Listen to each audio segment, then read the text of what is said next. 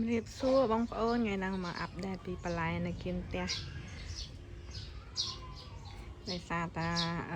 ក្របបន្លែខ្ញុំដាក់ដាំទៅវាលើហោដល់ពេលទៅបំបែកដាំនឹងដីខ្លះហើយនៅនេះថ្ងៃត្រូវបានល្អអានេះឡើងពណ៌ស្វាយដាំនឹងដីវាចំណេញដែរយើងដាំមួយដើមអញ្ចឹងទៅយើងកាត់តាស្លឹកសាឡាត់មកស្ទាប់របស់វាយកទៅញ៉ាំទៅវាចេះតែដោះវែងរហូតទុកយូរទៅវាទៅបានទៅជាក្របឲ្យយើងយកទៅ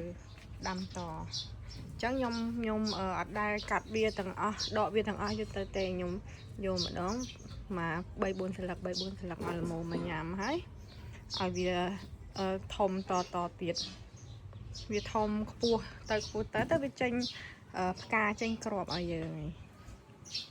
ហើយនេះជីនាងវងនេះស្លឹកកញ្ឆាយស្រស់ស្រាយមួយយ៉ាងដែរនៅគៀនផ្ទះវាឮសលេងចាប់យំធម្មជាតិអត់មានដាក់ background music អីទេហើយខាងនេះសិតតាសល់ពីខ្ញុំដាំលើទឹកនៅលើដវលដល់ពេលទៅវាសល់ក្របច្រើនពេកខ្ញុំយកមកព្រោះដាក់ដីដែរក្របខ្លះក៏ក្របបោះផ្ទះលេខ2អញ្ចឹងទៅក៏ចង់ clear stock ចែកបងប្អូនចែកមិត្តភ័ក្តិអ្នកធ្វើការអីយើងឈប់ប្រើបោះពួកហ្នឹងហើយព្យាយាមរករបស់ខ្មែរយើងស្អាតស្រស់ស្រាយវាព្រឹកមិញខ្ញុំងើបមកបាញ់ទឹកទាំងព្រឹកវាមើលទៅឡើងស្រស់ឥឡូវនេះរៀងថ្ងៃរៀងក្តៅដែរប៉ុន្តែដីវានៅអត់តន់ស្ងួតខ្លាំងតែក្តៅចេះតែល្ងាចអីបន្តិចហ្នឹងស្ងួតអស់លេងមួយថ្ងៃបាញ់ទឹកម្ដងតែអញ្ចឹងទេ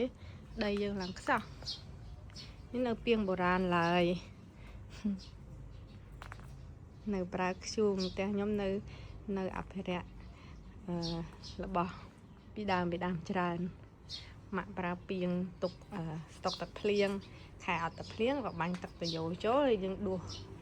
ទឹកពីងនេះទៅស្រោចដំណាំហើយខាងណាចេះខាងនេះមកដាំផ្កានេះកូនស្បៃហើយនឹងកូនផ្ទីនេះស្លបានច្រើនដងហើយវាដុះមករហូតកូនផ្ទីហ្នឹងយើងម៉ាក់ប្រៀនខ្ញុំថាឲ្យគាត់ឲ្យដកទាំងរឹសទៅយើងទៅស្លបានតែខ្ញុំខ្ជិលអង្គុយលលាស់រឹសហើយលាងខ្ញុំកាត់វាប៉ុណ្ណេះយកកត្រៃមកកាត់បានយើងស្លថ្ងៃខ្លះអត់ដឹងធ្វើអីស្លចម្រោះបន្លែណាមានដាក់ទាំងអស់ផ្ទីលឹកបាសស្បៃអីដាក់ចូលគ្នាមកស្លហើយខាងនេះខ្ញុំបដោះម្ទេសហ្នឹងដំបូងថាដាក់ដាំខ្លួនឯងទេប៉ុន្តែឥឡូវមានបងប្អូនគាត់សួរថាមានលក់អីគេខ្លះចង់ទិញចឹងហើយជីតិចទៀតបដោះរៀងច្រើនជាងហ្នឹងហើយដើម្បីលក់ខ្លះដាក់ដាំញ៉ាំខ្លួនឯងខ្លះខាងនោះតកួនយើងធ្វើដូចសាឡាត់ដែរកុំដកទាំងរឹសអីយើងកាត់ទៅវាដុះមកថ្មីរហូតយើងដាំតែម្ដងយើងញ៉ាំបានច្រើនសានោះលឹកងប់ថ្ងៃណាដឹងធ្វើម្ហូបអីនោះដាក់រួមគ្នាលឹកបាសលឹកងប់ផ្ទីដាក់ចូលគ្នាទាំងអស់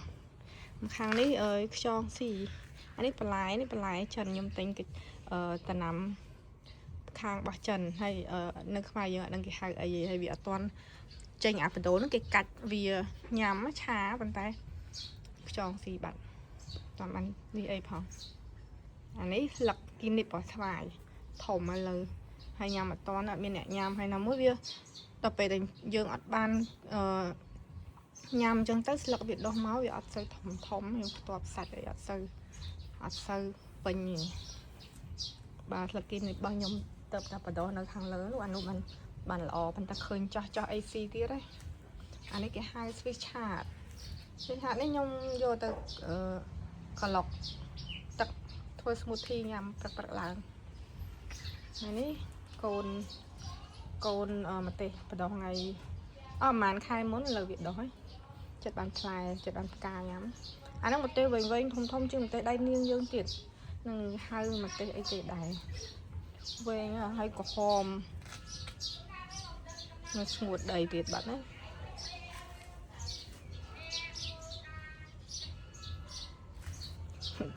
កណាត់ម៉ាក់ទុកជូតអាយ៉ាដើរក៏អាយនេះខ្នោមកចូលមកក្រូចតែប៉ុណ្ណឹងជម្រាបលា